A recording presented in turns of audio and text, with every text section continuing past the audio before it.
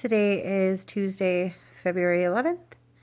It is the 42nd day of this whole journey I'm on. I am still plateaued when it comes to weight loss. I started my little tradition this year, last year. So when I was in 4th grade at McGee Elementary with Mr. Caldestall, who is still pretty much so one of my favorite teachers ever.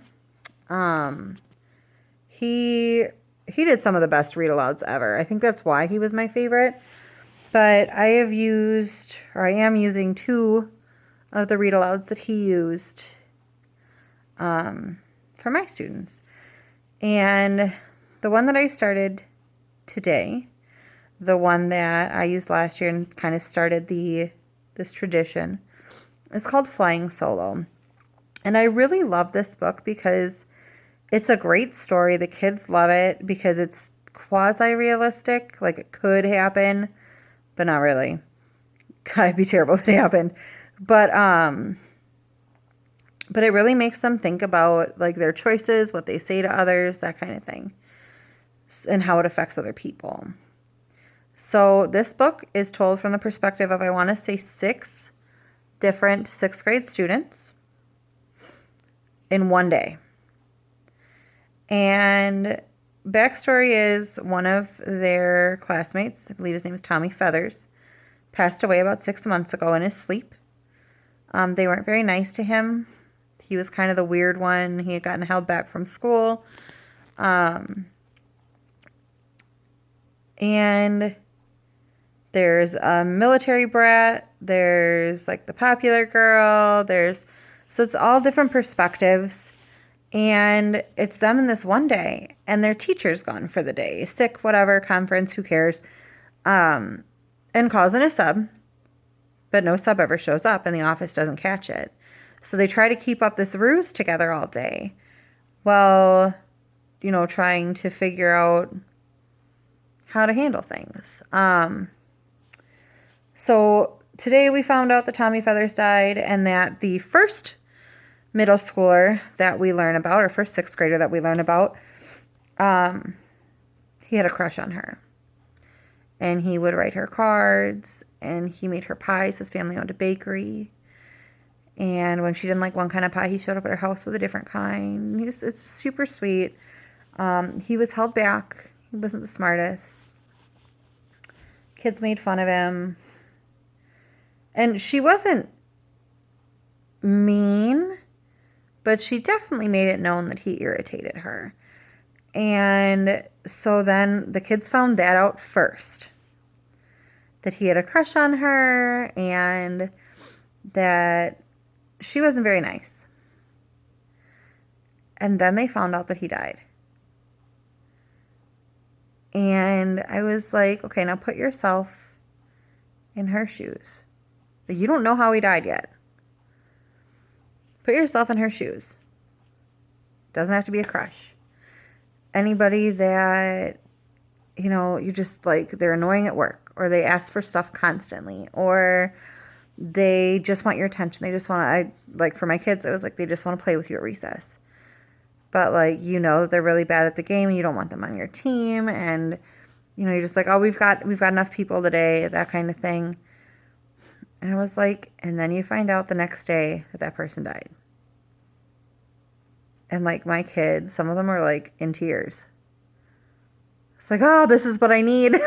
They need to think about this stuff because sometimes they say some really nasty stuff to each other. And it's totally just mean moments. I don't really have bullies in my class, which is really awesome this year.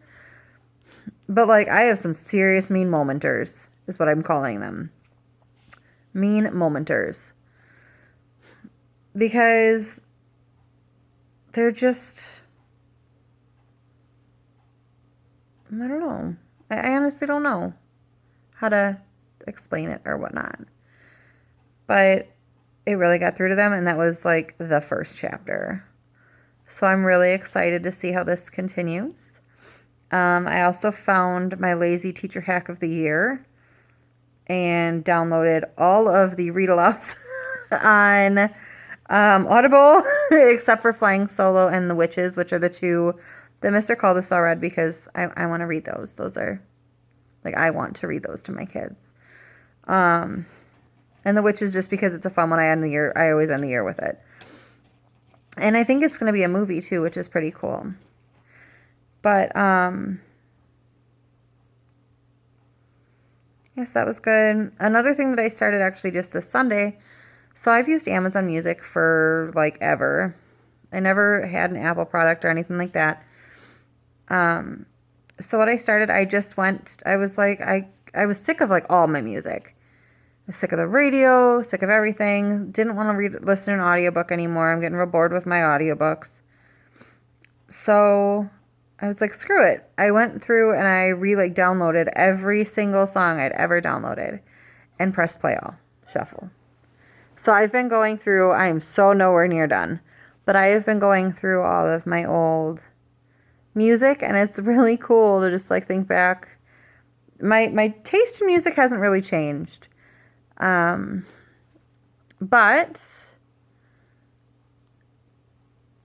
like it's a lot of those songs have a lot of really great memories attached to them. A lot of absolutely terrible memories attached to them. But memories nonetheless, and like things that I'm like, oh my God, I completely forgot that happened. Or it's really kind of a neat thing to do.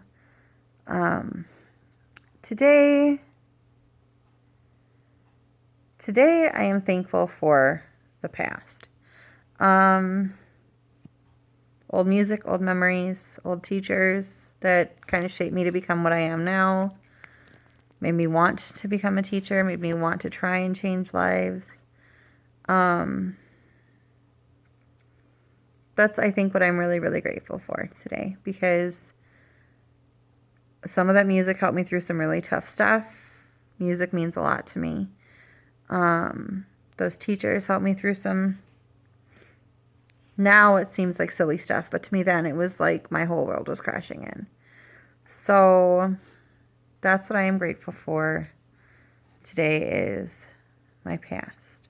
So that is day 42.